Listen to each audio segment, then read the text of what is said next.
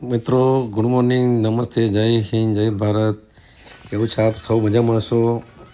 આજે આપણે એક નવો વિડીયો બનાવ્યો છે ગામની સુંદરતાનો. સવારમાં ગામ કેટલું શાંત, નિરવ, મનની શાંતિ આપે એવું ખરેખર એક શાંતિનો અનુભવ કરતો આ દૃશ્ય છે.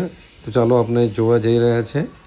આ પાલચેપુર તાલુકાના ગામ છે નાની રાસલી. અમે સવારે વોકિંગ કરતાં કરતાં મને એક પોન્ડ તળાવ મળ્યું. તેમાં પક્ષીઓ સરસ મજાનો કલર કરી રહ્યા હતા અને એટલું સરસ દૃશ્ય હતું કે નેચર દ્રશ્ય છે. સવારનું દ્રશ્ય મેડિટેશન કરવાની કોઈ જરૂર ના પડે, જાતે જ મેડિટેશન થઈ જાય છે. નેચરનું અહીંયા વિદેશી પક્ષીઓ આવે છે. મને લાગે પહેલી વાર જોવા મળેલું છે આ દૃશ્ય. આપણે જઈ રહ્યા છે એ નાના ખેતરની બાજુમાંના પાણીવાળા તળાવમાં. તો આપણે દૃશ્ય દેખીશું. નાની રાસલી ગામ છે. આ ગામની સીમ છે. ગામની સીમની બાજુમાં જ આ એક નાનકડું મજાનું તળાવ આવેલું છે. એમાં પક્ષીઓ પોતે આનંદ કિલ્લો કહી રહ્યા છે. આપણે દૃશ્ય કંડાળવા જઈ રહ્યા છે. તો હું સવારના મોર્નિંગ વોક નીકળ્યો હતો. તો મને લાગ્યું ચાલો મને આ દૃશ્ય ખૂબ ગમ્યું. કેટલું શાંત વાતાવરણ છે, કુદરતનું સાનિધ્ય છે, ખેતરની શેડો છે, ખેતર આ ખેડેલું ખેતર છે જોઈ શકાય છે.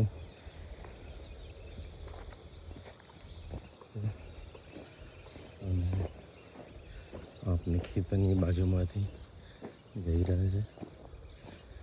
ખેતરની બાઉન્ડ્રી મારેલી છે, ઝાટકા મશીન લાગેલા છે, ઇલેક્ટ્રિક લાઇટો લાગેલી છે.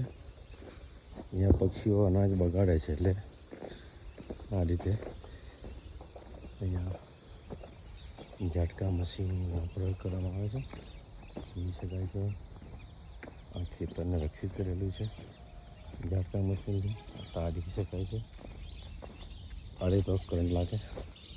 તો હવે આ એક ઝાડની જોડે ખેતરમાંથી આપણે લઈ રહ્યા. તો પક્ષીઓને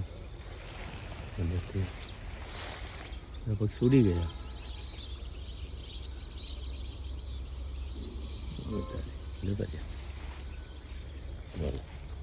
પક્ષીને કેટલી શાંતિ ગમે છે. આપના ખાલી અવાજથી પક્ષી ઉડી જાય છે.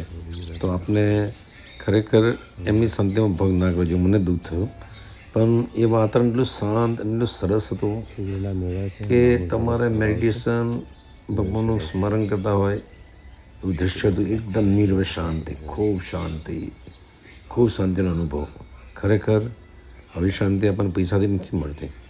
બહાર ફરવાથી, બહાર નેચરને પ્રેમ કરવાથી આ નેચરના દૃશ્યો તમે જોઈ શકો છો. આ પક્ષીઓ વિદેશી છે, કેવા સરસ મજાના ગ્રુપમાં તળી રહ્યા છે.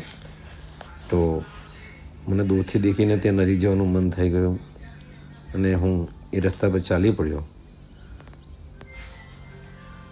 ઓછામાં ઓછા 100ની ઉપર આ પક્ષીઓની સંખ્યા દેખાતી હતી અને હું એ કાચા રસ્તે કંડારતો આ દૃશ્યને કેદ કરવા માટે